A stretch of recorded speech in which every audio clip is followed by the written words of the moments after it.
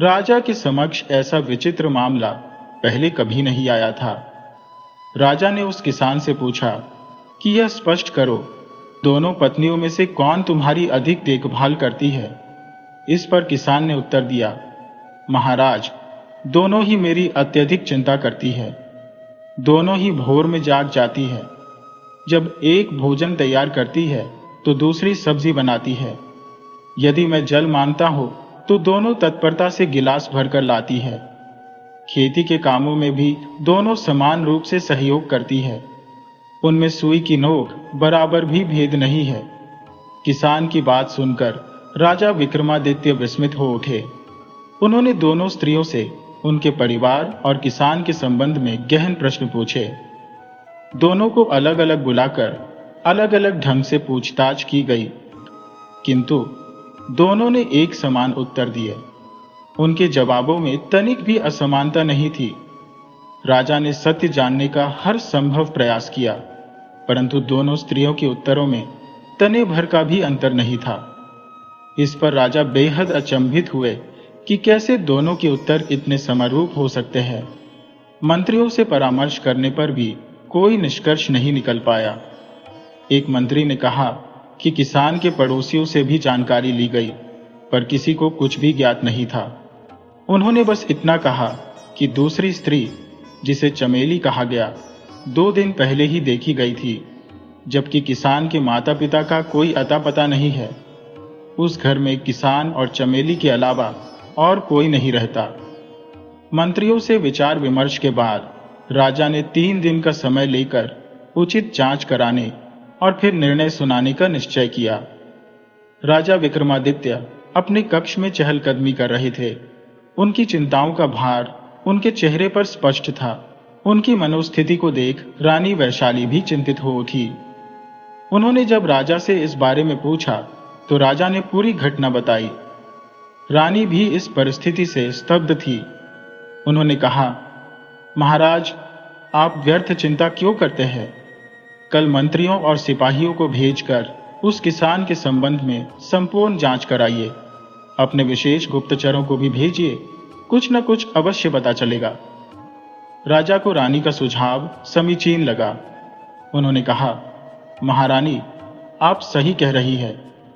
मंत्री और सिपाहियों ने किसान के घर, उसके खेत और पड़ोसियों के घरों की गहन जांच की तथा दूसरी औरत के बारे में जितनी भी जानकारी संभव हो उसे इकट्ठा करने का प्रयास किया। फिर भी कोई ठोस प्रमाण नहीं मिल पाया। अब केवल विशेष गुप्तचर ही उम्मीद की किरण थे। शायद वे कोई ऐसा सुराग ढूंढ पाए जिससे इस रहस्य से पर्दा उठ सके। रानी ने राजा को आश्वस्त किया, महाराज, गुप्तचर अवश्य सफल होंगे। आप तनिक विश्राम कर लीजिए। राजा ने उनकी बात मान ली। तुम सही कहती हो, गुप्तचरों की सूचना के बाद ही कोई ठोस कदम उठाया जाएगा। दोनों राजा और रानी आपस में बातचीत करते हुए निद्रा में लीन हो गए। अगले दिन राजा को उनके विशेष गुप्तचरों से कुछ सूचना प्राप्त हुई, लेकिन वह जानकारी प्राप्त करने के बाद भी उनकी चिंता और गहरी हो गई। तभी रानी वैशाली वहां आई और पूछा, महाराज, क्या समाचार है? राजा गंभीर स्वर में बोले, गुप्तचरों ने अपनी जानकारी दी है, परंतु इससे स्थिति और जटिल हो गई है। दूसरी चमेली के आने वाले दिन नगर में कोई अनजान महिला प्रवेश नहीं की। इसका अर्थ यह हो सकता है कि वह कोई माया हो। रानी अब पूरी तरह आश्वस्त हो गई और बोली, महाराज, वह निस्संदेह मायावी शक्ति से युक्त कोई अस्तित्व है। राजा ने चौंकते हुए कहा, आप सही कह रही हैं महारानी, यह अवश्य कोई मायावी छल है। अब हम इस मामले की स्वयं जांच करेंगे। रानी दृढ़ता से बोली, मैं भी आपके साथ चलूंगी महाराज। राजा ने सहमति जताई। निश्चित रूप से महारानी, आपके ज्ञान और अनुभव से हमें अवश्य लाभ होगा। राजा विक्रमादित्य और रानी वैशाली किसान के घर पहुंचे। किसान दौड़ते हुए आया और राजा को अपने छोटे लेकिन अत्यंत स्वच्छ घर के भीतर ले गया। हर वस्तु सुव्यवस्थित थी। राजा और रानी ने उसके घर की प्रशंसा की। तभी दोनों चमेली, जो हूबहू एक दूसरे की तरह दिखती थी, राजा के जलपान के साथ उपस्थित हो गईं। रानी ने गहरी दृष्टि से दोनों को देखा और उनकी आंखों में अचानक से एक चमक आई। वह मुस्कुराई, जिससे स्पष्ट था कि उन्होंने नकली चमेली को पहचान लिया है। रानी ने किसान से कहा, तुम निश्चिंत रहो, शीघ्र ही तुम्हारी असली पत्नी तुम्हारे साथ होगी। दोनों चमेलियों ने आश्चर्य से रानी की ओर देखा। रानी ने राजा से कहा, पहले हम इस किसान के घर का निरीक्षण करेंगे, फिर उसके खेत चलेंगे। राजा ने सहमति दी। जो तुम्हें उचित लगे वही करेंगे। चलो इसके घर का निरीक्षण करें। घर का गहन निरीक्षण करने के बाद राजा और रानी किसान के विशाल खेत में पहुंचे। चारों ओर ऊंचे ऊंचे वृक्ष लगे थे और बीच में एक विशाल बरगद का पेड़ खड़ा था। राजा ने मुस्कुराते हुए कहा, महारानी, आपके हाव भाव से तो ऐसा प्रतीत होता है कि आपने नकली चमेली को पहचान लिया है, परंतु आपने किसान के समक्ष यह प्रकट क्यों नहीं किया? रानी ने गंभीरता से उत्तर दिया, महाराज, सत्य की विजय अवश्य होगी। मैंने नकली चमेली को पहचान लिया है, लेकिन मैं उसकी माया को उजागर करना चाहती हूँ। यदि मैंने तुरंत उसे पहचान लिया होता तो वह मायावी शक्ति गायब हो जाती और असली चमेली को खतरा हो सकता था।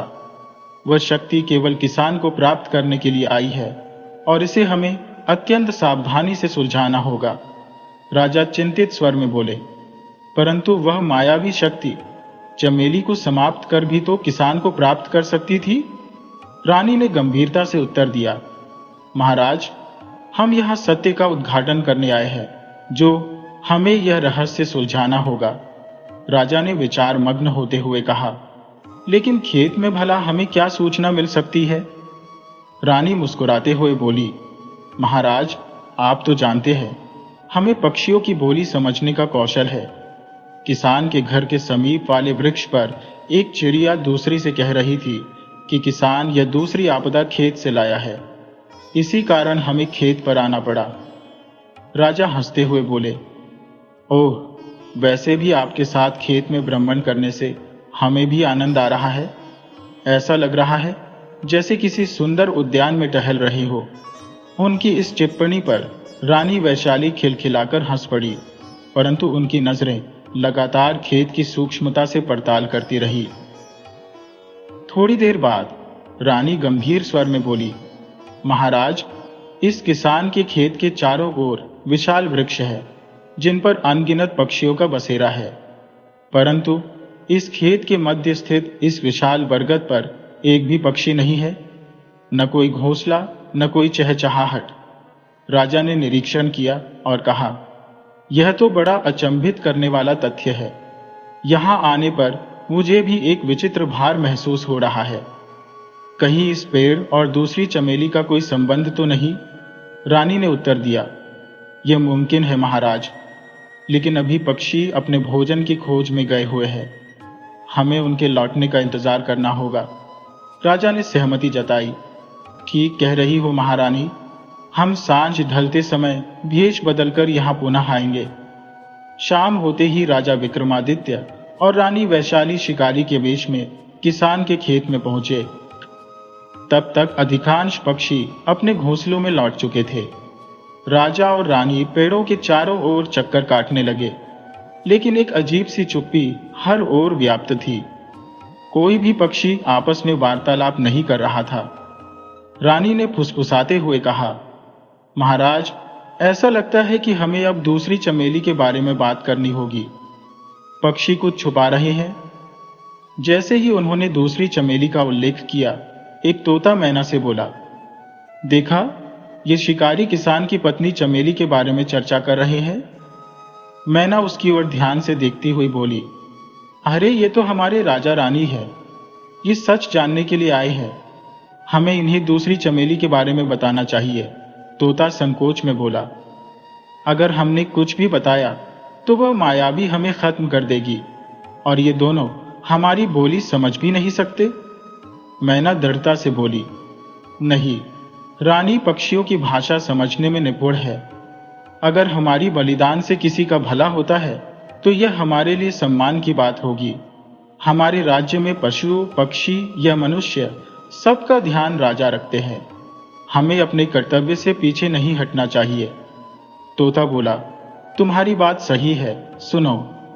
वो दूसरी चमेली कोई साधारण मनुष्य नहीं, बल्कि एक चुड़ैल है। वह बरगद के इस प्राचीन वृक्ष पर सदियों से निवास कर रही है। युगों से किसान के वंशों के जीवन को प्रभावित करती रही है। हालांकि उसने कभी किसी को प्रत्यक्ष रूप से नुकसान नहीं पहुंचाया। इस चुड़ैल का असली नाम पूर्वा था और एक समय में वह वीर नामक व्यक्ति से प्रेम करती थी, लेकिन वीर ने उसके प्यार को अस्वीकार कर दिया और उसकी सहेली मीरा से विवाह कर लिया। इस आघात से टूटकर पूर्वा ने इसी बरगद के पेड़ पर फांसी लगाकर अपनी जान दे दी। मृत्यु के बाद वह एक चुड़ैल बन गई, लेकिन उसका हृदय अब भी नेक था। इस कारण उसने कभी किसी को हानि नहीं पहुंचाई। समय के साथ उसकी शक्तियां इस वृक्ष पर और भी प्रबल हो गईं। मैना ने चौंक कर पूछा, अगर पूर्वा इतनी नेक थी तो उसने चमेली का रूप क्यों लिया? तोता बोला, वर्तमान में वीर और मीरा ने किसान और चमेली के रूप में पुनर्जन्म लिया है। पूर्वा को अपनी शक्तियों के कारण इस सच्चाई का पता चल गया था, इसलिए उसने मौका पाते ही चमेली का रूप धारण कर लिया और किसान के घर में प्रवेश किया। चुड़ैल ने चमेली और किसान को 7 दिन का समय दिया है। अगर चमेली इस घर से नहीं जाएगी तो चुड़ैल उसे जान से मार देगी। चुड़ैल की शक्ति इतनी प्रबल है कि चमेली इस सच्चाई को किसी से साझा भी नहीं कर सकती। 7 दिन में से 4 दिन बीत चुके हैं और अब सिर्फ 3 दिन बाकी है। मैना ने पूछा, क्या चुड़ैल को रोकने का कोई उपाय है? तोता गंभीर होकर बोला, चुड़ैल को रोकने का एकमात्र उपाय उसकी मुक्ति है, लेकिन यह रास्ता बेहद कठिन है। उत्तर दिशा में लगभग 100 कोस की दूरी पर एक लाल घाटी में एक गुप्त सरोवर है। उस सरोवर से हंसता फूल और बोलती सुपारी लाकर यदि किसान उसे फूलों की माला से सजाकर चुड़ैल को पहनाए तो वह मुक्त हो जाएगी। मैना ने उत्सुकता से पूछा, हंसता फूल और बोलती सुपारी क्या है? तोता समझाते हुए बोला, हंसता फूल और बोलती सुपारी एक दुर्लभ यक्षिणी और यक्ष की जोड़ी है, जिन्हें एक शाप के कारण इस रूप में रहना पड़ता है। उनकी कहानी जटिल है, जिसे मैं बाद में बताऊंगा, लेकिन अभी किसान की समस्या का समाधान प्राथमिकता है। राजा को शिकारी के वेश में लाल घाटी तक जाना होगा, क्योंकि समय बहुत कम है और रास्ते में कई कठिनाइयां आएंगी। यदि राजा ने यह कार्य नहीं किया तो चमेली की मृत्यु निश्चित है और चुड़ैल उसे अवश्य मार डालेगी। रानी वैशाली ने तोते से मिली सारी जानकारी राजा विक्रमादित्य को बता दी। राजा ने गंभीरता से सुना और बोले, महारानी, चाहे एक मनुष्य की बात हो या पूरी प्रजा की, हम किसी को भी आंच नहीं आने देंगे। जैसा आपने बताया, मैना की जान को खतरा है, तो हम उसे और चमेली को अपने महल में लेकर चलेंगे, जहां वे सुरक्षित रहेंगे। हम इसी क्षण लाल घाटी की ओर प्रस्थान करेंगे। रानी वैशाली, मैना और चमेली को लेकर महल चली गईं। राजा विक्रमादित्य अपने घोड़े पर सवार होकर शिकारी के वेश में लाल घाटी की ओर रवाना हो गए। 7 कोस की लंबी यात्रा के बाद राजा एक सुंदर सेवन में रुके, जहां एक स्वच्छ तालाब था। राजा ने खुद भी पानी पिया और अपने घोड़े को भी पिलाया। सुबह होने वाली थी तो उन्होंने थोड़ी देर आराम किया, ताकि अगले दिन की यात्रा के लिए ताजगी मिल सके। राजा एक विशाल पेड़ के नीचे विश्राम कर रहे थे कि अचानक घोड़ों की दौड़ती टापों की आवाज से सतर्क हो गए। उन्होंने तुरंत ही पेड़ पर चढ़कर निगरानी करना शुरू किया। उनका घोड़ा घास चरने के लिए कुछ दूरी पर चला गया था। थोड़ी ही देर में 5 घुड़सवार तालाब के किनारे आकर रुके। उनके घोड़ों पर भारी कटारें लटक रही थी। सभी घुड़सवार उतरे, तालाब का पानी पिया और सुस्ताने लगे। उनके हाव भाव से साफ झलक रहा था कि वे लुटेरे थे। लुटेरों का सरदार अपने साथियों से बोला, आज हमें इतना बड़ा खजाना मिला है कि अब वर्षों तक लूटपाट की जरूरत नहीं पड़ेगी। अब हम विराट नगर में व्यापारी के रूप में प्रवेश करेंगे और वहां स्थायी रूप से बस जाएंगे। दूसरे लुटेरे ने सहमति में कहा, यह सही है सरदार। राजा विक्रमादित्य पेड़ पर बैठे यह सब देख और सुन रहे थे।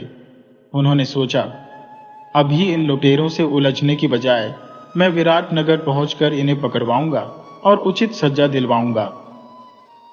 लुटेरों के वहां से जाते ही राजा पेड़ से नीचे उतरे और अपने घोड़े पर सवार होकर आगे बढ़ गए। थोड़ी देर बाद राजा लाल घाटी पहुंच गए। लाल घाटी चारों ओर से छोटी बड़ी पहाड़ियों से घिरी हुई थी, जहां घोड़े के साथ आगे बढ़ना संभव नहीं था। राजा ने अपने घोड़े को घाटी के किनारे छोड़ दिया और पैदल ही आगे बढ़ने लगे।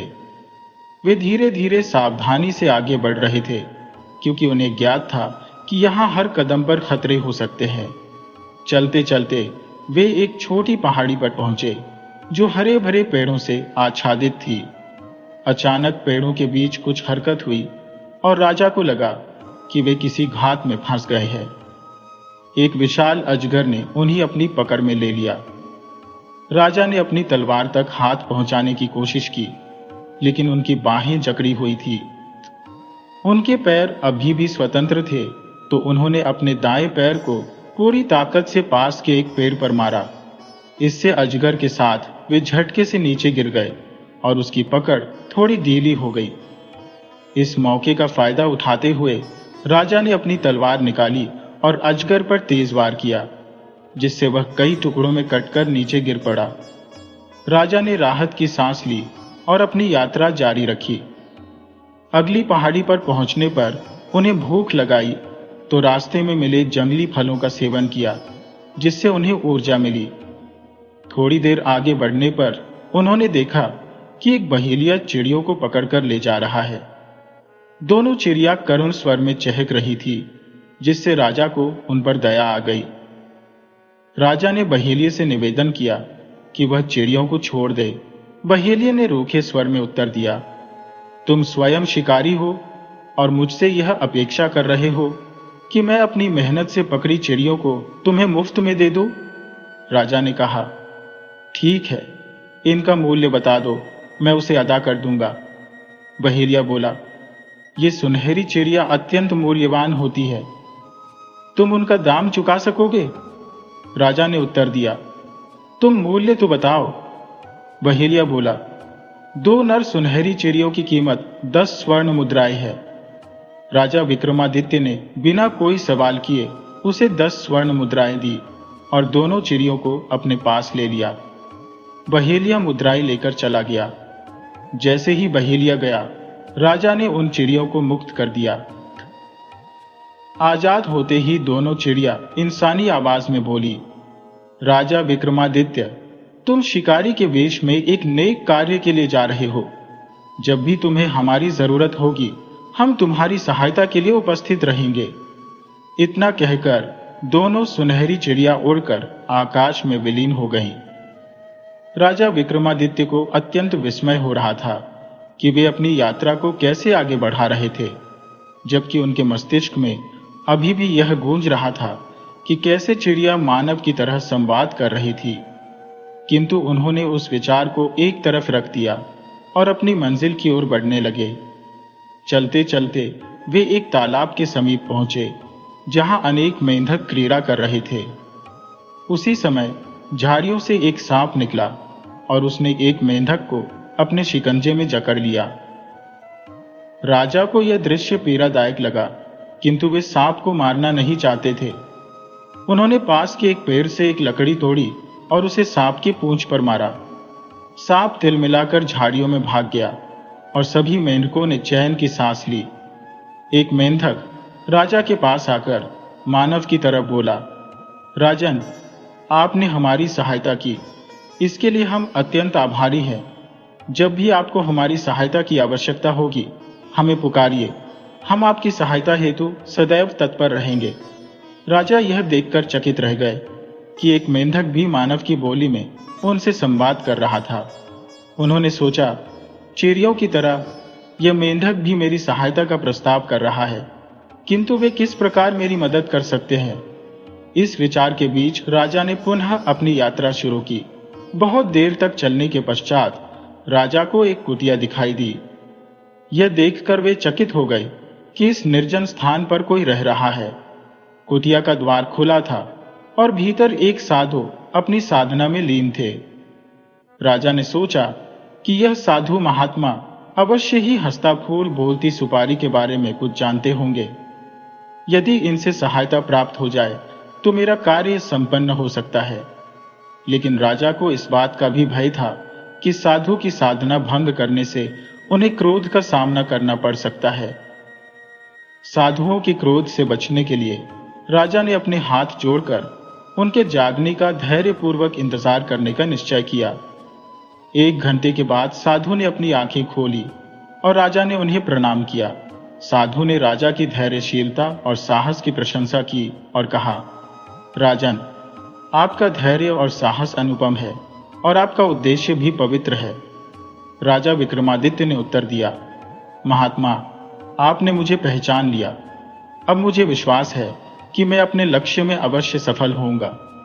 साधु ने मुस्कुराते हुए कहा, राजन, हंसता फूल बोलती सुपारी को प्राप्त करने के लिए न केवल धैर्य और साहस बल्कि नेक दिल होना भी आवश्यक है। यही कारण है कि तुम्हारी परीक्षा ली गई थी। अब केवल तुम्हारी बुद्धि की परीक्षा शेष है। साधु ने आगे कहा, यहां से उत्तर दिशा में 1 कोस की दूरी पर एक गुफा स्थित है जहां एक गुप्त सरोवर है। वहीं तुम्हें हंसता फूल बोलती सुपारी के दर्शन होंगे। अपनी बुद्धि का प्रयोग करो और तुम अवश्य ही सफल होोगे। राजा विक्रमादित्य ने साधु को प्रणाम किया और उत्तर दिशा की ओर चल दिए। रास्ता कठिन था क्योंकि छोटी बड़ी पहाड़ियों ने मार्ग को और भी चुनौतीपूर्ण बना दिया था। कठिनाइयों का सामना करते हुए राजा ने 1 कोस की दूरी तय की, लेकिन अत्यधिक थकान के कारण वे एक पेड़ के नीचे बैठकर विश्राम करने लगे। कुछ समय विश्राम करने के उपरांत राजा विक्रमादित्य पुनः गुफा की खोज में निकल पड़े। उन्होंने थोड़े ही समय में गुफा को ढूंढ निकाला और उसके भीतर प्रवेश किया। विराट नगर के न्यायप्रिय राजा विक्रमादित्य के दरबार में एक अनोखा मामला प्रस्तुत होता है, जिसमें 2 समान रंग रूप वाली स्त्रियां आती हैं। दोनों अपने आप को किसान की पत्नी बताकर अपने अधिकार की मांग करती हैं। इस अनोखे मामले ने राजा के मन को उलझन में डाल दिया, क्योंकि ऐसा विचित्र मामला उनके समक्ष पहली बार आया था। राजा इस घटना को लेकर गहन चिंतन में डूबे थे और इसी विचार में डूबते हुए वे लाल घाटी में जा पहुंचे। अनेकों बाधाओं को पार करते हुए जब राजा गुफा में प्रवेश करते हैं तो उनकी जिज्ञासा और भी बढ़ जाती है। पूरी गुफा में एक अजीब सा प्रकाश फैला हुआ था, जो गुफा के प्रत्येक कोने को स्पष्ट दिखा रहा था। ये गुफा विशाल थी और इसके भीतर कई द्वार थे। मुख्य द्वार को छोड़कर कुल 10 द्वार और थे। राजा के मन में ये विचार आया कि इन कई द्वारों में से एक में गुप्त सरोवर अवश्य होगा, लेकिन इसे कैसे खोजा जाए। थोड़ी देर विचार करने के बाद राजा ने अपनी तलवार से उस द्वार पर एक निशान बना दिया, जिससे वे गुफा के भीतर प्रवेश किए थे। फिर राजा ने पहले द्वार में प्रवेश किया।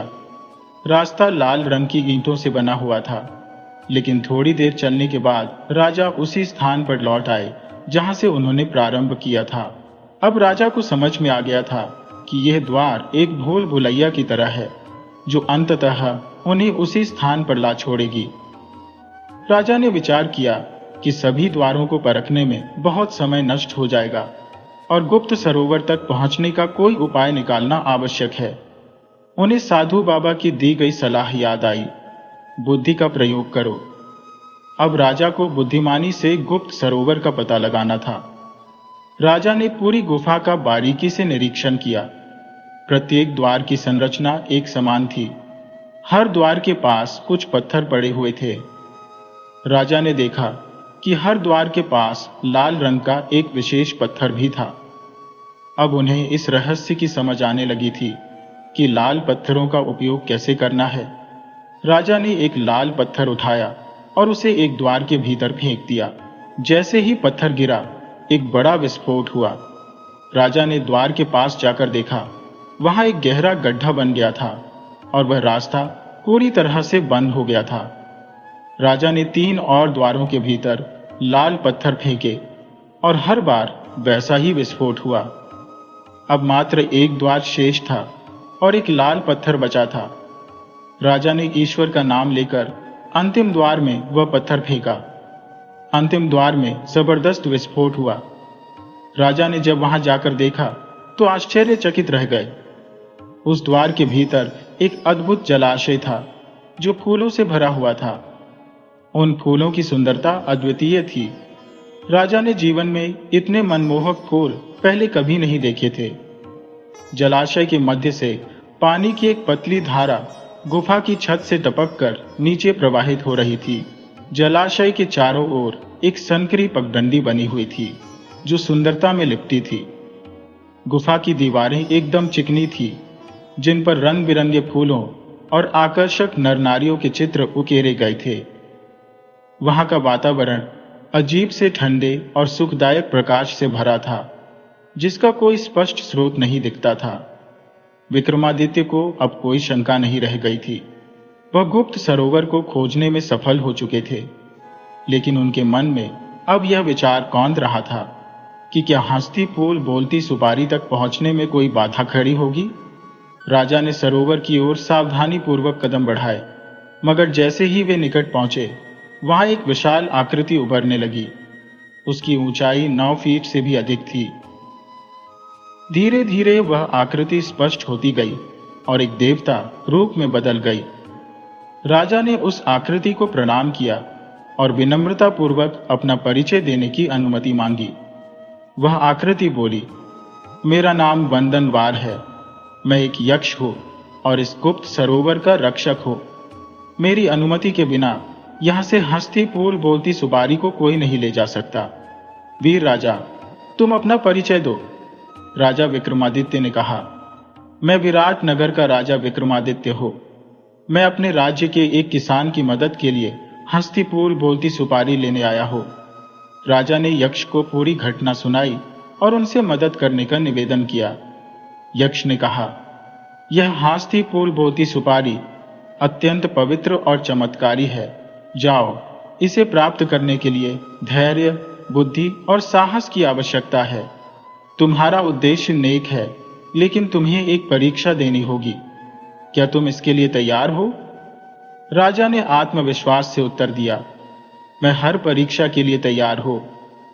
यक्ष ने राजा को परखने के लिए कहा, राजा विक्रमादित्य, तुमने कई कठिनाइयों को पार कर यह गुप्त सरोवर ढूंढ निकाला है।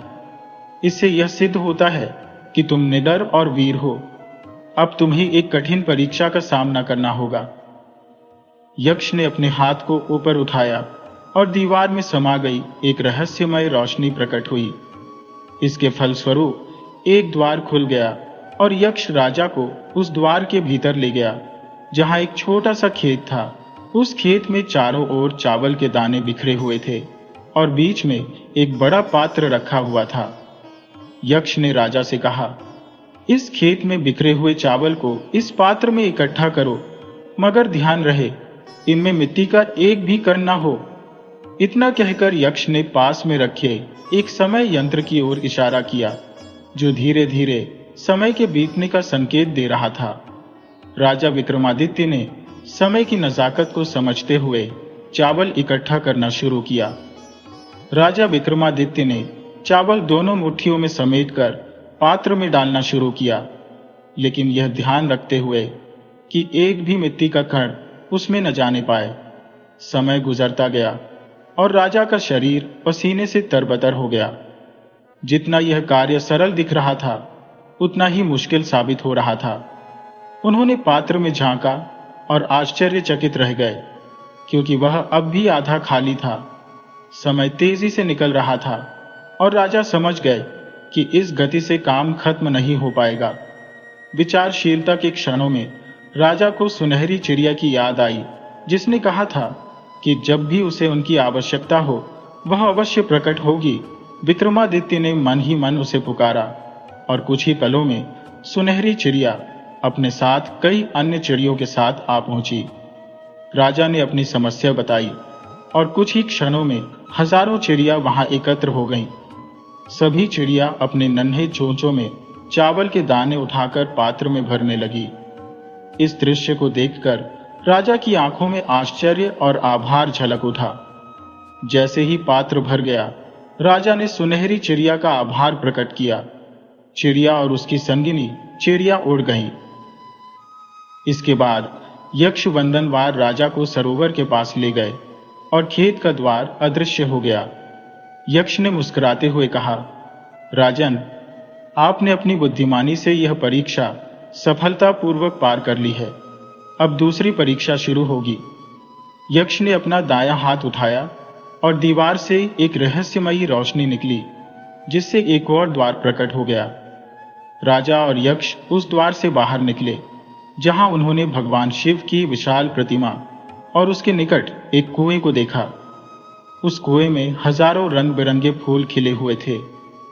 यक्ष ने कहा, राजन, तुम्हें इस कुएं से फूल निकालकर भगवान शिव के चरणों में अर्पित करने हैं, लेकिन ध्यान रहे कि एक भी फूल खंडित नहीं होना चाहिए। यदि भगवान शिव ने फूलों को स्वीकार कर लिया, तभी तुम इस परीक्षा में सफल हो पाओगे। इतना कहकर यक्ष ने एक समय यंत्र पास में रख दिया और समय आरंभ हो गया। कुएं को देखते ही राजा ने सोचा कि अगर वे खुद कुएं में उतरकर फूल निकालेंगे तो उनके खंडित होने का खतरा है। वहां कोई भी साधन नहीं था जिससे फूलों को सुरक्षित निकाला जा सके। तब राजा को उस मेंढक की याद आई जिसने सहायता का वचन दिया था। राजा ने तुरंत मेंढक को पुकारा और कुछ ही क्षणों में वह हाजिर हो गया। राजा ने अपनी समस्या मेंढक को बताई और उसने उन्हें भरोसा दिलाया कि काम जरूर पूरा होगा। थोड़ी देर बाद हजारों मेंढक वहां आ गए। मेंढक ने कुएं में छलांग लगाई और एक एक फूल निकालकर राजा को देने लगा। उसने कहा, राजन, पहले फूल को आप भगवान शिव के चरणों में अर्पित करें, इसके बाद हम शेष फूल चढ़ा देंगे। राजा विक्रमादित्य ने पहला फूल शिव के चरणों में रखा और फिर बाकी मेंढक एक एक करके फूल लाकर भगवान शिव के चरणों में अर्पित करने लगे। राजा इस दृश्य को देखकर अचंभित थे। हर मेंढक छलांग लगाकर कुएं में कूदता और अपने मुंह में फूल दबाकर एक ही प्रयास में भगवान शिव के चरणों तक पहुंच जाता। थोड़ी ही देर में सभी फूल शिव के चरणों में अर्पित कर दिए गए। जैसे ही अंतिम फूल अर्पित हुआ, एक अद्भुत चमत्कार हुआ। सारे फूल आपस में जुड़कर माला बन गए और भगवान शिव के गले की शोभा बढ़ाने लगे। इस अद्भुत दृश्य को देखकर राजा विक्रमादित्य ने सिर झुकाकर भगवान शिव को प्रणाम किया। मेंढक राज का आभार प्रकट किया और जैसे ही कार्य समाप्त हुआ, सभी वहां से प्रस्थान कर गए। यक्ष बंद अनवर के साथ राजा को पुनः सरोवर के पास लेकर आए। राजा विक्रमादित्य ने यक्ष द्वारा प्रस्तुत द्वार की चुनौतियों को सफलतापूर्वक पार कर लिया था। राजा और यक्ष गुप्त सरोवर के निकट वार्तालाप कर रहे थे, जहां यक्ष ने कहा, राजन, आपने बुद्धिमत्ता का प्रयोग करके मेरी परीक्षा को सफलतापूर्वक पार किया है। अब आप हंसता बोलती सुपारी प्राप्त करने के अधिकारी हैं। राजा ने उत्सुकता से पूछा, तो इसका अर्थ है कि मेरा उद्देश्य पूरा हो गया? यक्ष मुस्कुराते हुए बोले, आपका उद्देश्य तभी पूरा हो चुका था जब आपने लाल घाटी के लिए प्रस्थान किया था। हंसता बोलती सुपारी केवल उन्हीं को प्राप्त होती है जिनका उद्देश्य नेक हो, अन्यथा मृत्यु हर कदम पर सामने खड़ी रहती है। राजन, ये सरोवर आपकी प्रतीक्षा कर रही हंसता बोलती सुपारी का ठिकाना है। जब राजा विक्रमादित्य सरोवर में उतरे तो उन्होंने पाया कि वहां केवल एक ही फूल और एक ही सुपारी है। उन्होंने वह सुपारी अपनी हथेली पर उठा ली और सरोवर से बाहर आ गए। जैसे ही वे बाहर आए, वह गुफा जो वहां बनी हुई थी अचानक अदृश्य हो गई और राजा ने खुद को एक पहाड़ी के ऊपर पाया। राजा विक्रमादित्य के हाथों में हंसता फूल बोलती सुपारी थी, जो अपने नाम के अनुसार ही मुस्कुराती प्रतीत हो रही थी। राजा को लाल घाटी से बाहर निकलने का मार्ग खोजने में कठिनाई हो रही थी। तभी उनकी हथेली पर हल्की सरसराहट हुई और उन्होंने एक आवाज सुनी। आवाज बोल रही थी, अरे राजा, तुम किसे ढूंढ रहे हो? मैं बोलती सुपारी हूं। राजा आश्चर्यचकित हो उठे, क्योंकि सुपारी वास्तव में उनके हाथ में बोल रही थी सुपारी ने कहा, राजन, यदि तुम मुझे अपने वस्त्रों में धारण कर लो और महादेव को स्मरण करो तो तुम लाल घाटी से बाहर निकल सकोगे। राजा विक्रमादित्य ने सुपारी को अपने वस्त्र में रखा और महादेव का ध्यान किया। कुछ क्षण बाद उन्होंने अपनी आंखें खोली और खुद को अपने घोड़े के निकट पाया। वे लाल घाटी से सुरक्षित बाहर आ चुके थे। अगले दिन राजा विक्रमादित्य के दरबार में किसान और उसकी 2 पत्नियां, जिनमें से एक असली चमेली थी, उपस्थित हुए। नगर के नागरिक भी सच्चाई जानने के लिए वहां एकत्र थे। दरबार खचाखच भरा हुआ था। राजा ने किसान से कहा, आज रानी वैशाली निर्णय करेंगी कि तुम्हारी असली पत्नी कौन है। रानी ने दोनों स्त्रियों को बारीकी से देखा और किसान से कहा, यह दाईं ओर खड़ी स्त्री ही तुम्हारी असली पत्नी है। तुम इसे फूलों की माला पहना सकते हो।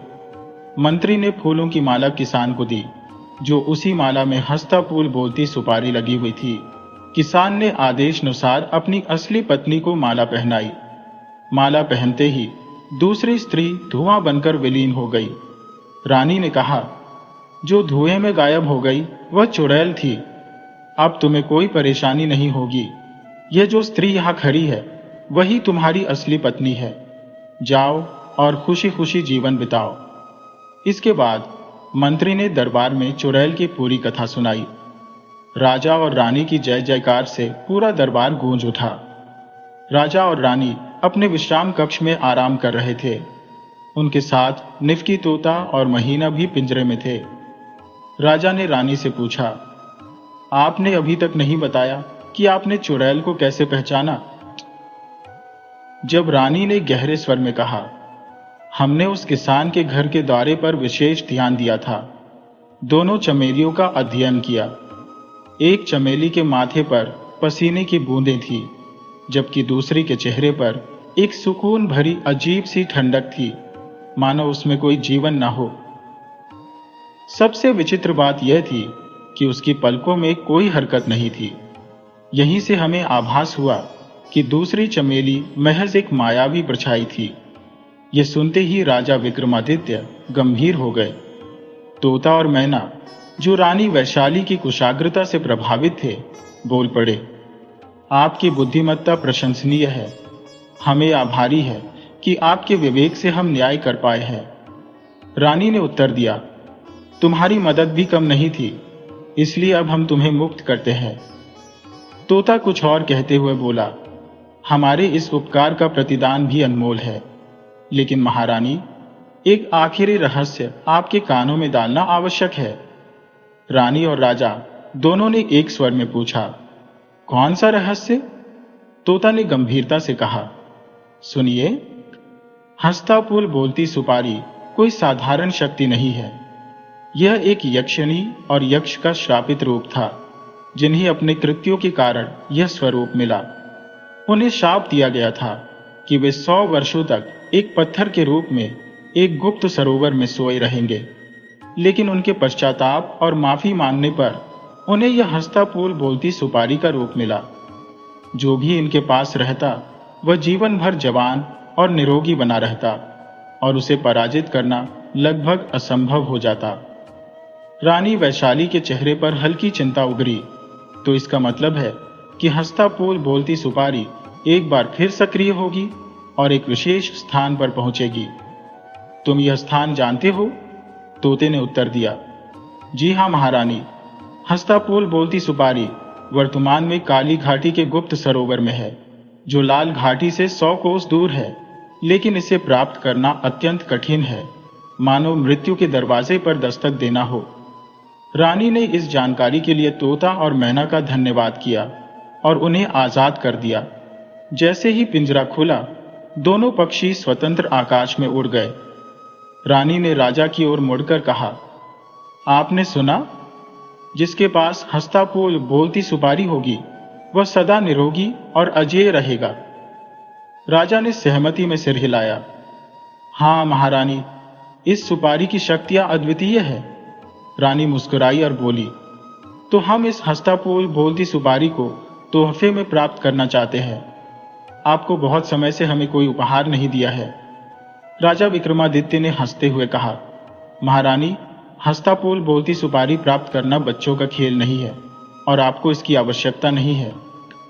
आप स्वयं ही सर्वश्रेष्ठ सुंदरता की मूर्ति है। रानी थोड़ी गंभीर होते हुए बोली, आपने अपनी जान जोखिम में डालकर एक किसान और उसकी पत्नी के लिए हंसता फूल बोलती सुपारी ला सकते हैं, पर अपनी महारानी के लिए नहीं। राजा ने उन्हें शांत करने का प्रयास किया। महारानी, ऐसा नहीं है। लेकिन रानी ने ठान लिया और क्रोधित होते हुए बोली, ठीक है, हम तब तक अपने कक्ष से बाहर नहीं आएंगे जब तक कि हंसता फूल बोलती सुपारी हमारे हाथ में न हो। यह कहकर रानी पैर पटकते हुए अपने कक्ष में चली गई और राजा विक्रमादित्य स्तब्ध खड़े रानी को जाते हुए देखते रह गए। दोस्तों, अगर आपको हमारी कहानी पसंद आई हो तो कृपया हमारे चैनल को लाइक करें, सब्सक्राइब करें और शेयर करें। रानी वैशाली के चेहरे पर हल्की चिंता उभरी, तो इसका मतलब है कि हंसता फूल बोलती सुपारी एक बार फिर सक्रिय होगी और एक विशेष स्थान पर पहुंचेगी। तुम यह स्थान जानते हो? तोते ने उत्तर दिया, जी हाँ महारानी, हंसता फूल बोलती सुपारी वर्तमान में काली घाटी के गुप्त सरोवर में है, जो लाल घाटी से 100 कोस दूर है। लेकिन इसे प्राप्त करना अत्यंत कठिन है, मानो मृत्यु के दरवाजे पर दस्तक देना हो। रानी ने इस जानकारी के लिए तोता और मैना का धन्यवाद किया और उन्हें आजाद कर दिया।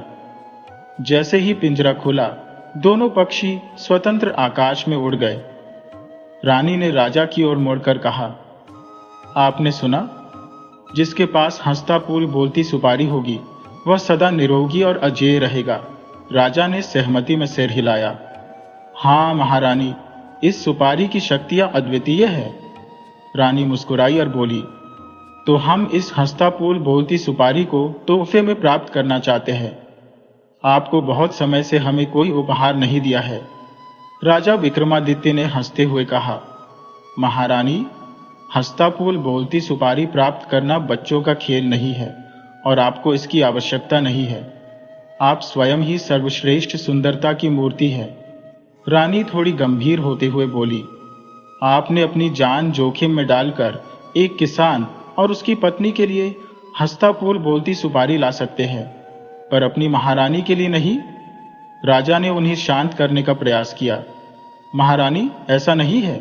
लेकिन रानी ने ठान लिया और क्रोधित होते हुए बोली, ठीक है, हम तब तक अपने कक्ष से बाहर नहीं आएंगे जब तक कि हंसता फूल बोलती सुपारी हमारे हाथ में न हो। यह कहकर रानी पैर पटकते हुए अपने कक्ष में चली गई और राजा विक्रमादित्य स्तब्ध खड़े रानी को जाते हुए देखते रह गए। दोस्तों, अगर आपको हमारी कहानी पसंद आई हो तो कृपया हमारे चैनल को लाइक करें, सब्सक्राइब करें और शेयर करें।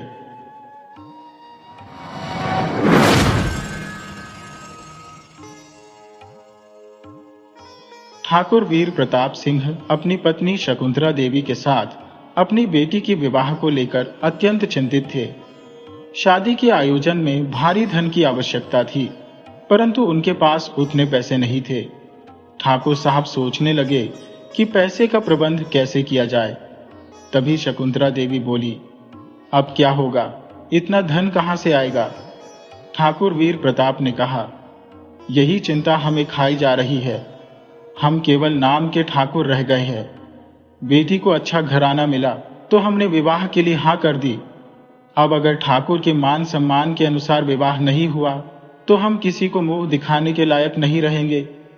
इतना कहकर ठाकुर शांत हो गए। तभी शकुंतला देवी ने एक उपाय सुझाया। उन्होंने कहा, एक काम हो सकता है ठाकुर साहब। ठाकुर ने पूछा, वह क्या?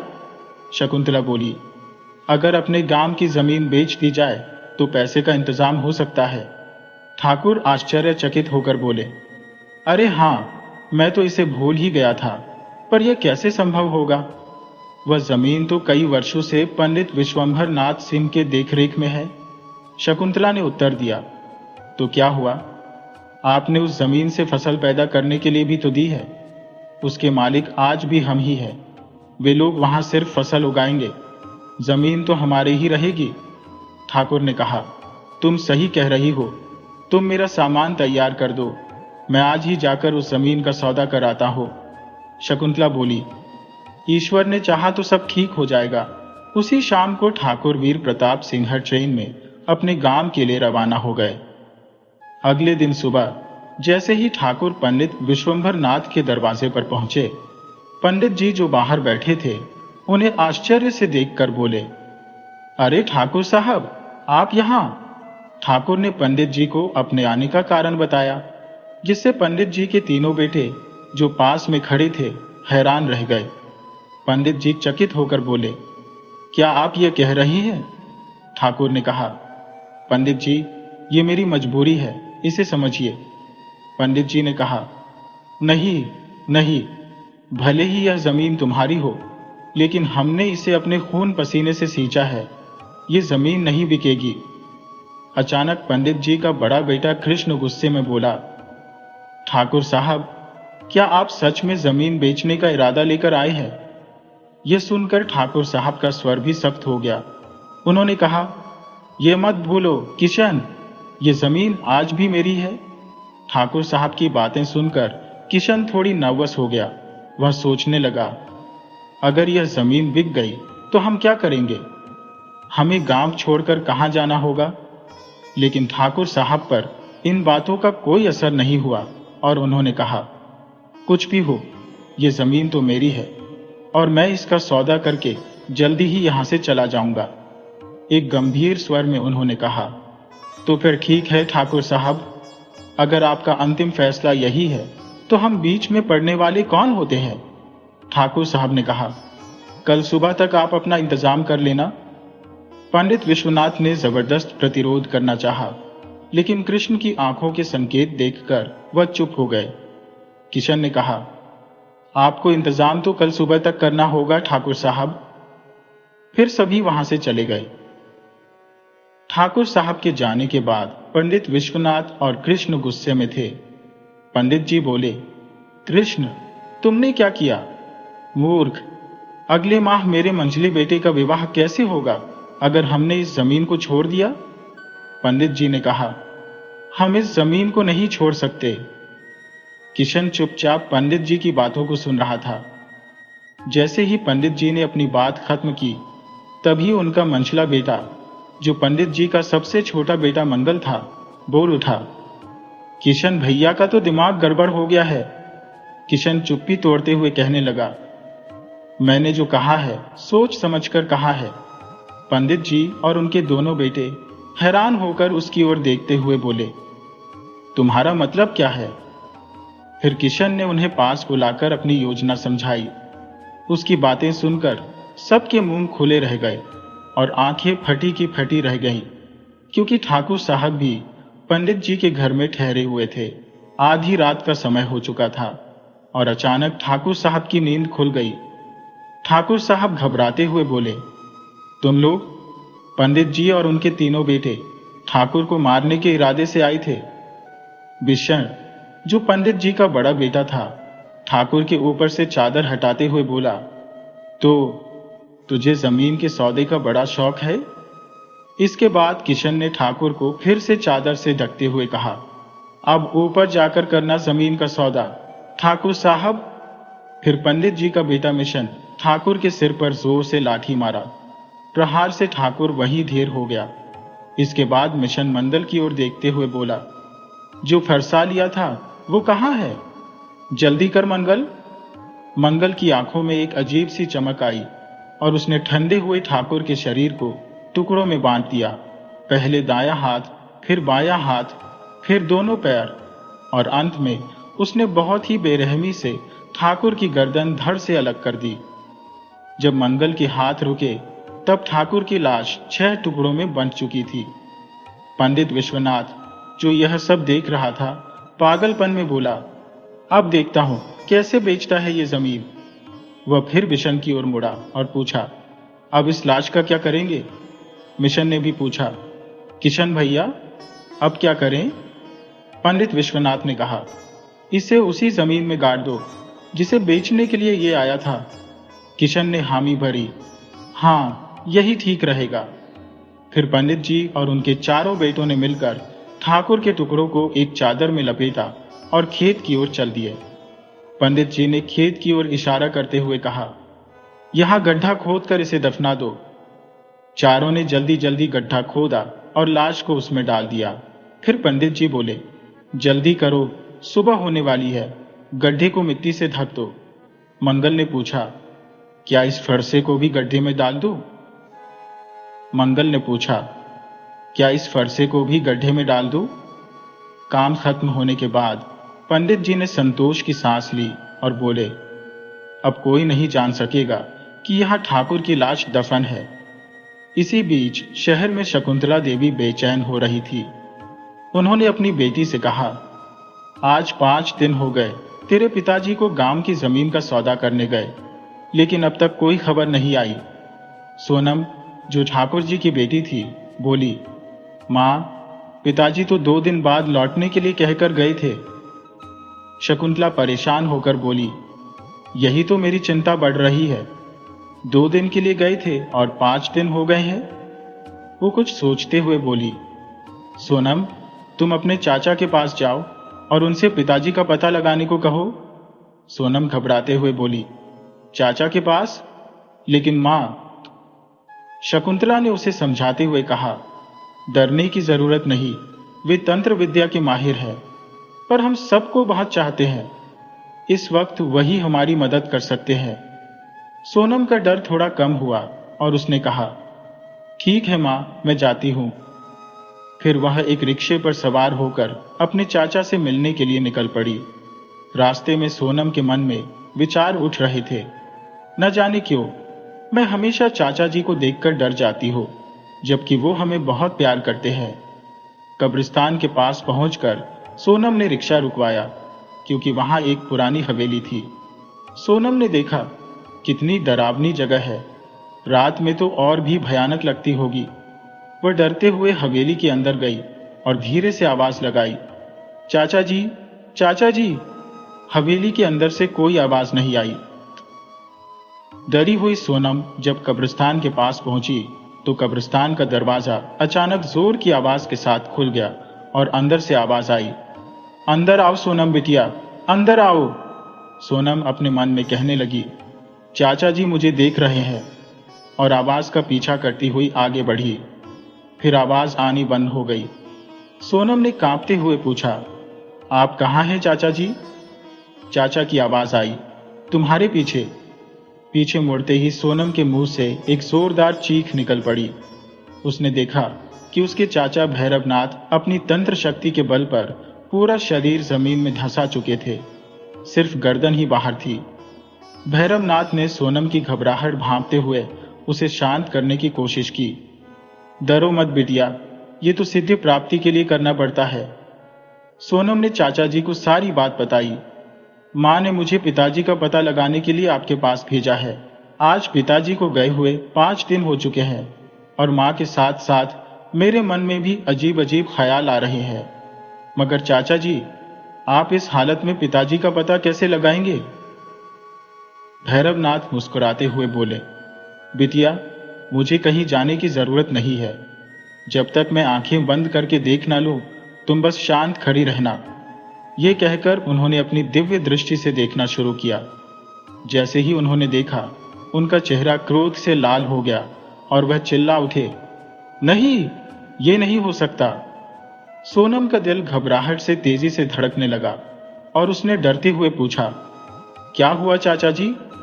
भैरवनाथ गुस्से में बोले, तुम्हारे पिताजी अब इस दुनिया में नहीं है।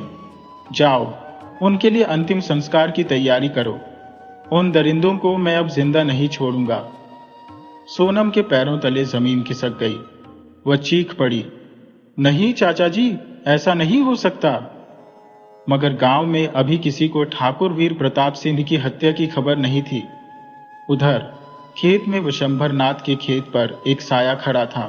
वह साया किशन का था, जो उस जमीन को देख रहा था जहां ठाकुर को दफनाया गया था। वह खुद से हंसते हुए बोला, आखिरकार ठाकुर को मरने के बाद कितनी जगह चाहिए? सिर्फ 2 गज जमीन। इतने में जमीन अचानक दरकने लगी और वहां से 2 हाथ बाहर निकले। किशन का चेहरा भय से पीला पड़ गया। उसने देखा कि उन हाथों ने उसे जकड़ लिया और जमीन में खींचने लगे। वह चिल्लाया, बचाओ, कोई मुझे बचाओ। मगर वह आवाजें बेकार साबित हुईं। धीरे धीरे उसके शरीर को जमीन में खींच लिया गया और सिर्फ सिर और हाथ ही बाहर रह गए। तभी हवा में एक फरसा तैरने लगा। किशन की घबराहट बढ़ गई, क्योंकि वही फरसा ठाकुर को मारने के लिए इस्तेमाल हुआ था। फरसा एक झटके में किशन का पहला हाथ काट गया। दर्द से चीखता किशन कुछ समझ पाता, इसके पहले दूसरा हाथ भी फरसे की भेंट चढ़ गया। अंततः फरसे ने उसकी गर्दन धड़ से अलग कर दी। मंगल और पंडित विश्वनाथ दौड़ते हुए वहां पहुंचे। किशन की लाश देखकर मंगल जोर से चिल्लाया, भैया! लेकिन तभी आकाश में एक आवाज गूंजी, अब कोई नहीं बचेगा, सब मरोगे। मंगल के चेहरे पर डर साफ झलक रहा था। उसने कांपते हुए कहा, यह ठाकुर की आवाज है, वह अपनी मौत का बदला ले रहा है। मंगल को भी विश्वास हो चला था कि अब सबकी बारी आने वाली है। बाद में मिशन ने देखा कि मंगल ने गुस्से में पंडित जी पर हमला कर दिया। उसके मुंह से अजीब अजीब आवाजें निकल रही थी और वह पंडित की गर्दन दबोचते हुए बोला, तूने मेरी हत्या करवाई, अब तू बचेगा नहीं। मिशन तेजी से लाठी उठाकर मंगल के सिर पर दे मारा, जिससे वह बेहोश होकर गिर पड़ा। मिशन ने घबराते हुए पंडित जी से कहा, पिताजी, ये बस बेहोश है, घबराइए मत। पंडित जी चिंतित थे, लेकिन ये क्या हो गया इसे? इसका रूप क्यों बदल गया है? मिशन ने कहा, लगता है ठाकुर की आत्मा हम सबके पीछे पड़ गई है। डरते हुए दिसंबर नाथ बोला, ठाकुर की आत्मा? अब क्या होगा? मिशन ने सांत्वना दी, बापू, किसी तरह ये रात काट ले, सुबह मैं गांव के ओघड़ बाबा भूतनाथ को बुला लाऊंगा, वो सब कुछ सही कर देंगे। पंडित जी सोच में डूबकर बोले, ठीक है, लेकिन अगर बाबा को हत्या की भनक लग गई तो? बिशन ने जवाब दिया, यह खतरा तो उठाना ही पड़ेगा बापू। अगली सुबह जब मंगल जागा तो उसने सिर पकड़ते हुए कहा, मेरा सिर इतना दर्द क्यों कर रहा है? ये सुनकर विश्वनाथ बोले, भगवान का शुक्र है, होश में तो आया। भीषण अपने पिता से कहने लगा, आप इसके पास रहिए, मैं बाबा को बुलाकर लाता हूं। दिसंबर नाथ ने कहा, जल्दी लौटना बेटा। भीषण के जाते ही दिसंबर नाथ सोचने लगा, काश ठाकुर की जमीन उसे वापस लौटा दी होती। अब ये जमीन खूनी बन चुकी है, इससे अच्छा था हम उसकी जमीन वापस कर देते। इधर मंगल पूरी तरह होश में आ चुका था। थोड़ी देर बाद भीषण ओघड़ बाबा को लेकर आ गया। बाबा भूतनाथ आते ही बोले, यहां बुरी आत्मा का साया है। पंडित जी हाथ जोड़ते हुए बोले, बाबा, कोई उपाय बताइए, मैं एक बेटा खो चुका हूं, अब दूसरा नहीं खोना चाहता। बाबा भूतनाथ बोले, चिंता मत करो पंडित, मैं इस आत्मा को पकड़कर एक अंधेरे कुएं में लटका दूंगा। पंडित जी हाथ जोड़कर बोले, आप जो कहेंगे मैं वही करूंगा बाबा। बाबा ने कहा, सामान की लिस्ट लिख लो। 2 घंटे बाद भीषण ने जाकर सामान ला दिया। बाबा बोले, अब मैं इस घर में बंद होकर कुछ कर रहा हूं, अगले 1 घंटे तक मुझे कोई आवाज नहीं सुननी चाहिए। विशंबर नाथ ने सहमति में सिर हिलाते हुए कहा, ऐसा ही होगा बाबा। बाबा भूतनाथ अंदर जाकर दरवाजा बंद कर लेते हैं, लेकिन बाहर खड़ा सांवरनाथ घबरा रहा था। उसे देखकर भीषण कहता है, बापू, घबराने की जरूरत नहीं है, बाबा सब ठीक कर देंगे। विशंबर नाथ बोले, भगवान करे ऐसा ही हो। लेकिन वक्त बीतता गया। 1 घंटा, 2 घंटे, 3 घंटे, फिर 5 घंटे बीत गए, लेकिन बाबा बाहर नहीं आए। विशंबर नाथ चिंतित होकर बोले, बाबा तो 1 घंटे के लिए गए थे, ये 5 घंटे बीत गए। मंगल बोला, मुझे कुछ गड़बड़ लग रही है। बापू, दरवाजा खटखटाकर देखिए। बिशन दरवाजे को खटखटाते हुए आवाज लगाता है, बाबा, दरवाजा खोलो। लेकिन कोई जवाब नहीं आया। तब विशंबर नाथ बोले, कुछ तो गलत हो गया है, हमें दरवाजा तोड़ना पड़ेगा। बिशन ने दरवाजे पर जोर से धक्का मारा और दरवाजा टूट गया। तीनों अंदर दाखिल हुए और सबकी चीख निकल गई। ओघड़ बाबा फांसी के फंदे पर झूल रहे थे। मंगल चिल्लाया, ठाकुर की आत्मा ने बाबा को भी मार डाला। अब भय से कांपते हुए विशंभर नाथ ने सिर पकड़ लिया और बोले, भगवान। मिशन बोला, अब ओघर बाबा भी मारे गए, अब बारी बारी हम सब मरेंगे, ठाकुर की आत्मा हमें नहीं छोड़ेगी। डरते हुए मंगल बोला, बापू, मैं अब इस घर में नहीं रुकूंगा, मैं तो जा रहा हूं। मंगल जाने लगा तो विशंभर नाथ ने उसे रोकने की कोशिश की। दिसंबर नाथ ने कहा, रुक जा मंगल, मैंने फैसला कर लिया है, मैं इस खूनी जमीन को शहर जाकर ठाकुर की बीवी को सौंप दूंगा, फिर सब कुछ ठीक हो जाएगा। बिशन मंगल के कंधे पर हाथ रखकर बोला, बापू सही कह रहे हैं मंगल, ये खूनी जमीन हमें नहीं चाहिए जहां हमारे भाई का खून बिखरा है। मंगल के दिमाग में सारी बातें अब साफ हो चुकी थी। उसी रात सभी लोग घर के बाहर सोने की कोशिश कर रहे थे, लेकिन मिशन की आंखों से नींद गायब थी। वह लेटा हुआ था और अपने मन में सोच रहा था, बेचारा उघर बाबा, वह भी ठाकुर की आत्मा के गुस्से का शिकार बन गया। ये सब सोचते सोचते आखिरकार मिशन को नींद आ ही गई, लेकिन आधी रात को किसी हलचल से उसकी नींद खुल गई। भीषण ने घबराते हुए चिल्लाकर पूछा, कौन है, कौन है? उसकी आवाज कांप रही थी। तभी उसकी आंखों के सामने ठाकुर की लाश के टुकड़े हवा में उड़ते दिखाई दिए। ये वही टुकड़े थे जिन्हें उन्होंने बर्बरता से काट कर दफनाया था। भीषण डरते डरते ठाकुर की लाश के सामने गिर पड़ा और हाथ जोड़कर गिड़गिड़ाने लगा, ठाकुर साहब, हमें माफ कर दो, हम आपकी जमीन लौटा देंगे, हमें मारो मत। लेकिन ठाकुर की लाश के टुकड़े हवा में गोल गोल घूम रहे थे और उसका सिर एक भयानक हंसी हंस रहा था। तभी भीषण को अचानक किसी ने झिंझोड़ा। वह चौंक कर उठा तो देखा कि मंगल वहां खड़ा था और डरा हुआ बोला, बापू, मैंने ठाकुर की लाश देखी।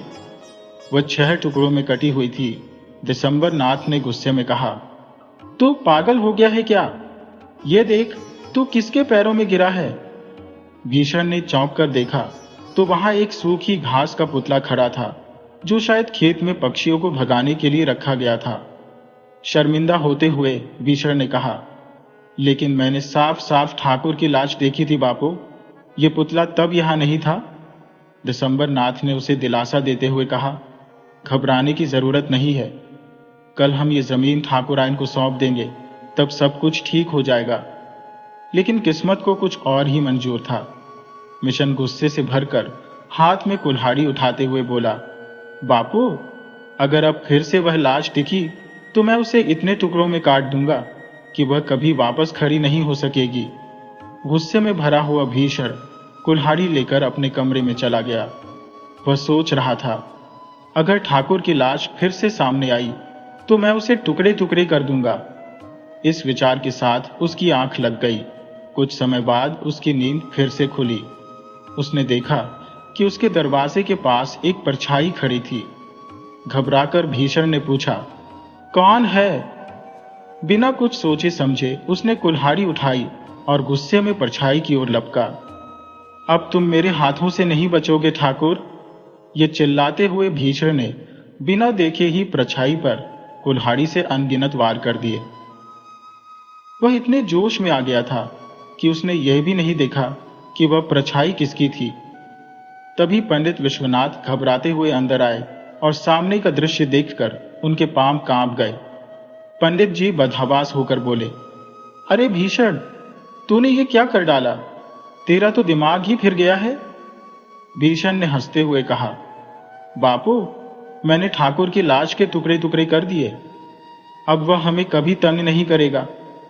दिसंबर नाथ ने गुस्से से कांपते हुए कहा, अरे कमबख्त, देख तो तूने क्या किया है। तूने अपने भाई मंगल को ठाकुर की लाश समझकर मार डाला है। भीषण के हाथ पांव सुन्न हो गए। वह कांपते हुए बोला, नहीं बापू, ये नहीं हो सकता। दरअसल भीषण पर ठाकुर की आत्मा का ऐसा खौफ सवार था कि उसने बिना देखे ही परछाई को मार दिया। जब दिसंबर नाथ ने सच्चाई बताई तो भीषण जमीन पर बैठकर पागलों की तरह रोने लगा। दिसंबर नाथ ने अपना सिर पकड़ लिया और बुदबुदाते हुए कहा, हे भगवान, ये सब क्या हो गया? मैंने ठाकुर की जमीन पर नजर डाली और यह सब हो गया। भीषण ने अचानक उठकर कहा, बापू, अब एक ही रास्ता बचा है। हमें ठाकुर की लाश को कब्र से निकालकर जला देना होगा, तभी यह सब खत्म होगा। दिसंबर नाथ ने धीरे से पूछा, तू क्या कह रहा है? भीषण ने गंभीरता से कहा, ठाकुर की लाश को आग के हवाले करना होगा और अब हमें यह काम करना ही पड़ेगा। सुबह होते ही दोनों ने मंगल की लाश को छिपा दिया और रात में खेत की ओर रवाना हो गए, जहां ठाकुर की लाश दफनाई गई थी। वहां पहुंचकर उन्होंने एक चिता बनाई और ठंडे दिल से चिता पर लाश रखने लगे। भीषण ने जमीन खोदनी शुरू की और जैसे ही ठाकुर की लाश बाहर आई, अचानक तेज आंधी चलने लगी। दिसंबर नाथ ने चौंक कर कहा, इतनी तेज आंधी कहां से आ गई? भीषण ने घबराते हुए जवाब दिया, बापू, ये आंधी केवल ठाकुर के आसपास ही क्यों चल रही है? तभी आंधी ने पंडित विश्वनाथ को घेर लिया और उनका शरीर सूखे पत्ते की तरह हवा में उड़ने लगा। पंडित का शरीर धीरे धीरे जलती चिता की ओर बढ़ता जा रहा था, जो कि उनके खुद के कर्मों से बनाई गई थी। विशंभर नाथ ने बेबस होकर चीखते हुए कहा, मिशन, मुझे बचाओ। लेकिन उसकी पुकार बेईमानी साबित हुई। जैसे ही पंडित का शरीर चिता में गिरा, चिता की आग भड़क उठी और वह आग की लपटों में समा गया। मिशन चाहकर भी अपने पिता को उस जलती हुई आग से बचा नहीं सका और कुछ ही पलों में विशंभर नाथ की देह चिता में जलकर खाक हो गई। भीषण, जिसे जैसे ही होश आया, वह कांपते हुए बोला, मुझे फौरन ठाकुर की लाश बाहर निकालकर आग को सुपुर्द कर देना चाहिए, वरना उसकी आत्मा मुझे भी जिंदा नहीं छोड़ेगी।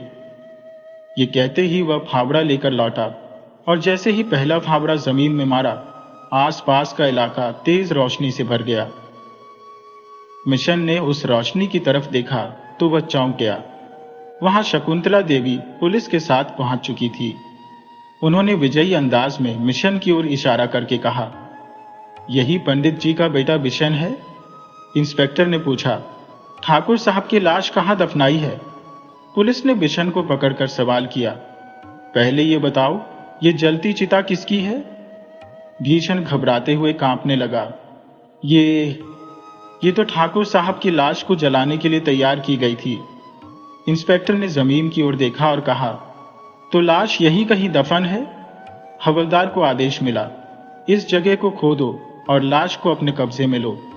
जैसे ही खुदाई शुरू हुई, अचानक जीप में लगी चाबी खुद ब खुद घूमने लगी और जीप अपने आप चालू होकर मिशन की ओर भागने लगी। इंस्पेक्टर ने घबराते हुए चिल्लाया, बिशन, संभल के। लेकिन तब तक जीप ने बिशन को जोरदार टक्कर मारी, जिससे वह हवा में कई फीट ऊपर उछल गया और जमीन पर गिर पड़ा। जीप फिर से उसकी ओर लपकी और बिशन को उसके गर्दन के ऊपर से कुचलते हुए गुजर गई। वह मौके पर ही दम तोड़ गया। लोग हक्के बक्के होकर यह दृश्य देख रहे थे। कोई समझ नहीं पाया कि यह सब कैसे हुआ, लेकिन एक इंसान इस रहस्य को जानता था, भैरवनाथ। उसने गर्वित होकर कहा, पहली बार मैंने अपनी तांत्रिक शक्तियों का गलत इस्तेमाल किया, लेकिन संतुष्ट हो, क्योंकि मैंने इन्हें इंसानी दरिंदों से बदला लेने के लिए इस्तेमाल किया है। अब भैया की आत्मा को सुकून मिलेगा। ठाकुर वीर प्रताप सिंह की अस्थियां जमीन से निकाली गईं और उनका अंतिम संस्कार कर दिया गया। अंतिम संस्कार के बाद शकुंतला देवी ने आह भरते हुए कहा, झूठी प्रतिष्ठा और मर्यादा की रक्षा के लिए हमें अपनी जमीन बेचने तक की नौबत आ गई, जिसने कई बेगुनाहों का खून चूसा। अब मैंने फैसला किया है कि अपनी बेटी की शादी सादगी से करूंगी और यह जमीन गांव के गरीबों में बांट दूंगी। इंस्पेक्टर ने गहरी सांस लेते हुए कहा, अगर यह फैसला पहले लिया होता तो शायद इतनी जानें न जाती। शकुंतला देवी ने अपनी बेटी सोनम का विवाह सादगी से किया और पूरी जमीन गांव के गरीब परिवारों को खेती के लिए दे दी।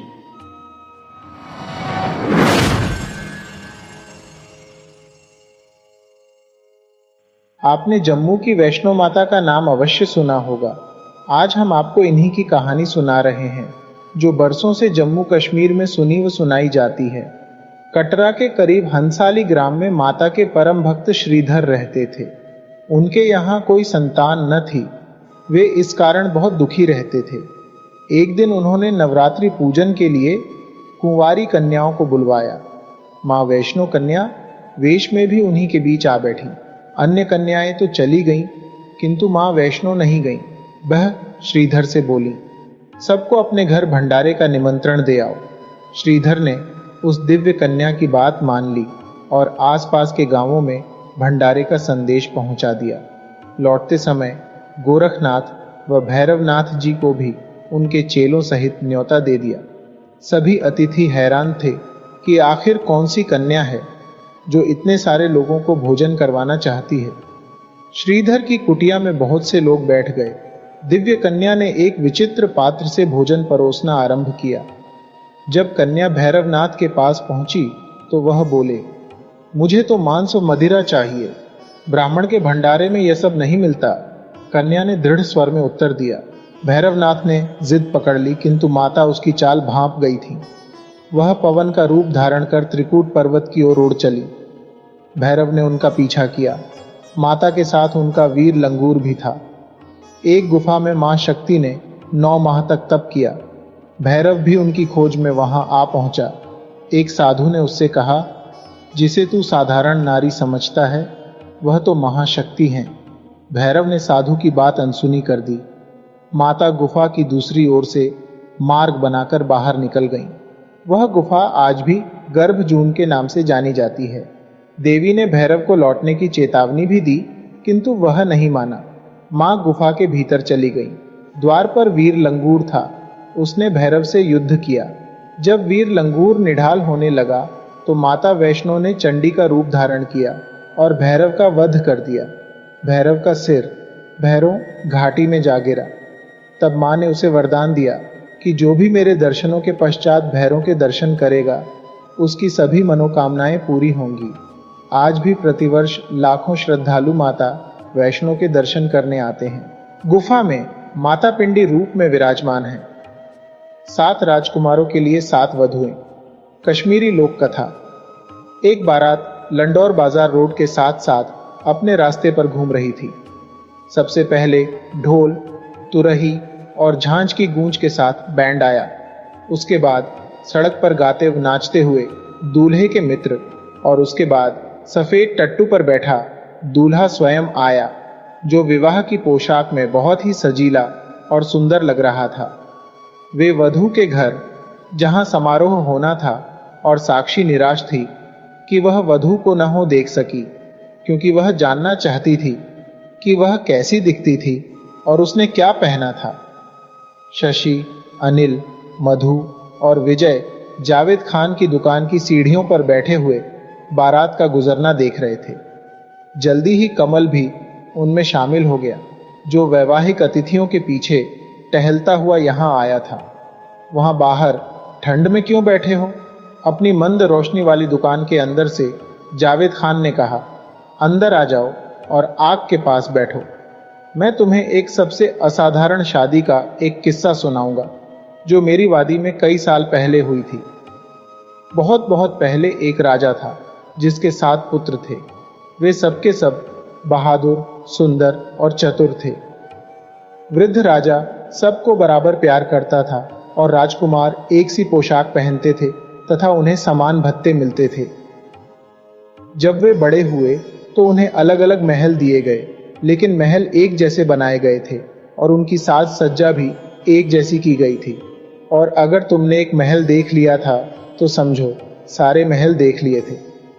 जब राजकुमारों की विवाह योग्य उम्र हुई तो राजा ने एक समान सुंदरता और प्रतिभा वाली 7 वधुएं खोजने के लिए सारे देश में अपने राजदूत भेजे। राजा के संदेश वाहकों ने हर जगह की यात्रा की, कई राजकुमारियां देखी, लेकिन 7 उपयुक्त वधुएं नहीं ढूंढ सके। जे लौटकर राजा के पास आए और अपनी विफलता के बारे में राजा को बताया। अब तो राजा इतना निराश और दुखी हो गया कि उसके मंत्री ने फैसला किया कि इस समस्या को हल करने के लिए कुछ न कुछ तो करना ही पड़ेगा। उसने कहा, महाराज, इतने मायूस न हो। निश्चय ही आपके 7 पुत्रों जैसी मुकम्मल 7 वधुएं खोजना असंभव है। हमें किस्मत पर भरोसा करना चाहिए और फिर शायद हमें सही वधुएं मिल जाएंगी। मंत्री ने एक योजना के बारे में सोचा था और राजकुमारों को इसके लिए सहमत कर लिया था। उनको किले की सबसे ऊंची बुर्ज पर ले जाया गया, जहां से पूरे शहर के साथ ही आसपास का ग्रामीण क्षेत्र भी दिखाई देता था। राजकुमारों के सामने 7 धनुष और 7 तीर रखे गए थे और उनसे जिस दिशा में वे चाहें उस दिशा में तीर छोड़ने के लिए कहा गया। प्रत्येक राजकुमार ने उस लड़की से विवाह करने की सहमति दी थी जिसके घर पर उसका तीर जाकर गिरेगा, चाहे वह किसी राजकुमार की लड़की हो या किसी किसान की। राजकुमारों ने धनुष उठाए और अलग अलग दिशाओं में तीर छोड़े। सबसे छोटे राजकुमार को छोड़कर सभी राजकुमारों के तीर प्रसिद्ध और अत्यंत प्रतिष्ठित परिवारों के घरों पर जाकर गिरे थे। लेकिन सबसे छोटे राजकुमार द्वारा छोड़ा गया तीर शहर की सीमा से बाहर चला गया था और दृष्टि से ओझल हो गया था। नौकर तीर की तलाश में सभी दिशाओं में दौड़ पड़े और एक लंबी खोज के बाद उसे एक बहुत बड़े बरगद के पेड़ की शाखा में गड़ा हुआ पाया गया, जिसके ऊपर एक बंदरिया बैठी थी। एक बंदरिया? बच्चों ने आश्चर्य से कहा, क्या राजकुमार ने बंदरिया से शादी की? अनिल ने पूछा। जावेद खान ने जवाब नहीं दिया, लेकिन हुक्के का एक लंबा ताजगी देने वाला कश खींचा और अपने श्रोताओं के ध्यान केंद्रण के दबने का इंतजार करने लगा। जावेद खान ने किस्सा जारी रखते हुए कहा, राजा को बहुत पछतावा हुआ जब उसे पता चला कि उसके सबसे छोटे राजकुमार के तीर ने ऐसा दुर्भाग्यशाली निशाना लगाया है। राजा और उसके दरबारी एवं मंत्रियों ने एक त्वरित बैठक की और फैसला किया कि सबसे छोटे राजकुमार को तीर के साथ एक और अवसर दिया जाना चाहिए। लेकिन हर किसी को चकित करते हुए राजकुमार ने दूसरा अवसर लेने से इनकार कर दिया। मैं शिकायत नहीं करता, उसने कहा।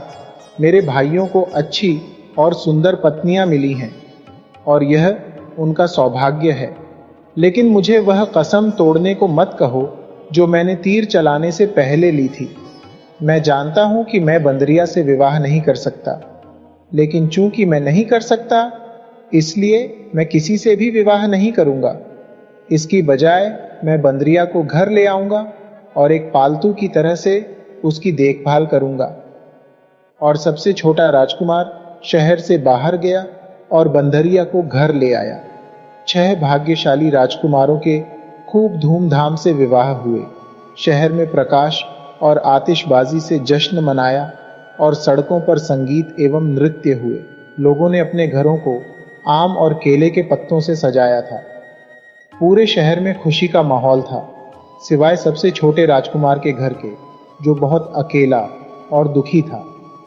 उसने अपनी बंदरिया के गले में हीरे का एक पट्टा डाला था और उसे मखमल की गद्दी वाली एक कुर्सी पर बिठाया था। राजकुमार ने कहा, ऐ बंदरिया, आज इस खुशी के दिन तुम भी उतनी ही अकेली हो जितना मैं हूं, लेकिन मैं यहां तुम्हारे ठहराव को खुशियों से भर दूंगा। क्या तुम्हें भूख लगी है? और उसने स्वादिष्ट आमों का एक कटोरा उसके सामने रख दिया तथा उसे उन्हें खाने के लिए राजी कर लिया। वह बंदरिया से बातें करने लगा और अधिकतर समय उसके साथ बिताने लगा। कुछ लोगों ने उसे मूर्ख या जिदूदी कहा, दूसरे सोचते थे कि वह थोड़ा सा पागल है। राजा ने अपने मंत्रियों और बेटों के साथ स्थिति पर चर्चा की और राजकुमार को फिर से होश में लाने और किसी उपयुक्त परिवार में उसका विवाह करने के लिए कोई न कोई रास्ता निकालने का निर्णय किया। लेकिन सबसे छोटे राजकुमार ने अपने पिता, भाइयों और मित्रों की सलाह व मनोहारों को सुनने से इनकार कर दिया। मैंने वचन दिया था, उसने उत्तर दिया, और मेरा वचन पहाड़ की तरह अटल है। महीनों गुजर गए पर राजकुमार ने अपना मन नहीं बदला। इसके बजाय ऐसा लगने लगा कि उसका बंदरिया के प्रति लगाव अधिक बढ़ गया था और उसे अक्सर महल के बागों में बंदरिया के साथ टहलते हुए देखा जाता था। अंत में राजा ने 7 राजकुमारों की एक बैठक बुलाई और कहा, मेरे बेटो, मैंने तुम्हें जीवन में खुशी खुशी व्यवस्थित होते देखा है, यहाँ तक कि तुम भी, मेरे सबसे छोटे बेटे, अपनी अजीब साथी के साथ खुश दिखाई देते हो। एक पिता की खुशी अपने बेटे बेटियों की खुशी में होती है। इसीलिए मैं अपनी बहुओं से मिलना चाहता हूँ और उनको उपहार देना चाहता हूँ। सबसे बड़े बेटे ने तुरंत अपने पिता को अपने घर भोजन पर निमंत्रित कर दिया और दूसरों ने भी निमंत्रण को दोहरा दिया। राजा ने सबसे छोटे बेटे के निमंत्रण सहित सबके निमंत्रणों को स्वीकार कर लिया। स्वागत बहुत भव्य हुए और राजा ने अपनी बधुओं को कीमती जवाहरात एवं महंगी पोशाकें उपहार में दी। अंत में राजा का स्वागत करने की सबसे छोटे बेटे की बारी आई। सबसे छोटा राजकुमार बहुत परेशान हुआ। वह उस घर में अपने पिता को कैसे आमंत्रित कर सकता था जिसमें वह एक बंदरिया के साथ रहता था। वह जानता था कि उसकी बंदरिया इलाके की अनेक बड़ी बड़ी महिलाओं से अधिक सौम्य और प्रिय है और वह इस बात पर दृढ़ था कि वह उसे छुपाएगा नहीं, जैसे वह कोई शर्मिंदा होने वाली चीज हो। बाग में उसके साथ टहलते हुए उसने कहा, मुझे अब क्या करना चाहिए मेरी दोस्त? काश परेशानी की घड़ी में मुझे आराम राहत देने के लिए तुम्हारे पास जुबान होती। मेरे सभी भाइयों ने मेरे पिता को अपने घर और अपनी पत्नियां दिखाई हैं। मैं जब तुम्हें उनके सामने प्रस्तुत करूंगा तो सब मेरा मजाक उड़ाएंगे। जब भी राजकुमार ने उससे कुछ कहा था, बंदरिया हमेशा एक मूक और सहानुभूतिपूर्ण श्रोता रही थी। लेकिन अब उसने देखा कि वह अपने पंजों से उसके लिए कोई संकेत कर रही थी। उस पर झुकते हुए राजकुमार ने देखा कि उसके एक हाथ में मिट्टी के बर्तन का एक टुकड़ा था और वह उससे उसे लेने के लिए कह रही थी।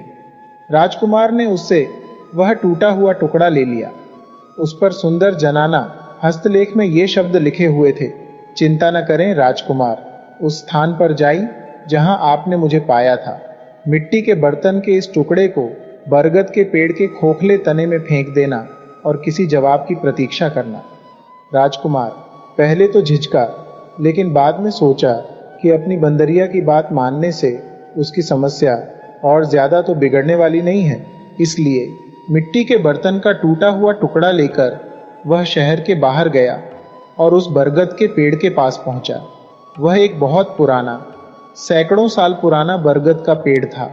उसकी शाखाएं और जड़ें एक विस्तृत गोल घेरे में फैली हुई थीं और उसके पत्ते छोटे छोटे कुंजों का निर्माण कर रहे थे। उसका तना हालांकि अंदर से खोखला था, लेकिन बहुत बड़ा और मोटा था। उसके पास जाकर राजकुमार ने मिट्टी के बर्तन का वह टुकड़ा पेड़ के खोखले तने में फेंक दिया और यह देखने के लिए इंतजार करने लगा कि क्या होता है। उसे ज्यादा देर तक इंतजार नहीं करना पड़ा। कुछ ही पलों के बाद हरे रंग की पोशाक पहने एक सुंदर लड़की तने से निकलकर बाहर आई और राजकुमार से अपने पीछे आने के लिए कहा। उसने राजकुमार को बताया कि उसकी राजकुमारी, परियों की रानी, उससे व्यक्तिगत रूप में मिलना चाहती थी। राजकुमार पेड़ पर चढ़ा और खोखले तने में प्रवेश कर गया और थोड़ी देर अंधेरे में टटोलकर चलने के बाद अचानक वह आंखें चौंधिया देने वाले आश्चर्यजनक बाग में पहुंचा, जिसके अंत में एक आकर्षक महल खड़ा हुआ था। ऊंचे ऊंचे सूरजमुखी के फूलों से बाग की सीमा बनी हुई थी। फूलों के बीच में एक मधुर सुगंध वाली जलधारा बह रही थी और जलधारा के तले में कंकरों की जगह माणिक, हीरे व नीलम थे। यहाँ तक कि इस दुनिया में फैला प्रकाश भी उसकी अपनी दुनिया से ज्यादा गर्म और मृदु था। उसे सोने की सीढ़ियों से चांदी के एक फव्वारे के पीछे और इंद्रधनुषी सीपियों से बने महल के दुवारों में से ले जाया गया। लेकिन जिस कमरे में उसे ले जाया गया था, उस कमरे का वैभव परियों की उस राजकुमारी के अतुल्य सौंदर्य के आगे फीका पड़ गया था जो उसके सामने खड़ी थी। हाँ राजकुमार, आपका संदेश मैं जानती हूँ, उसने कहा। चिंतित न हो, लेकिन घर जाए और कल शाम को अपने पिता महाराज तथा अन्य शाही मेहमानों के स्वागत की तैयारी करें। मेरे सेवक सब कुछ संभाल लेंगे। अगली सुबह जब राजकुमार अपने महल में जागा तो एक अद्भुत नजारा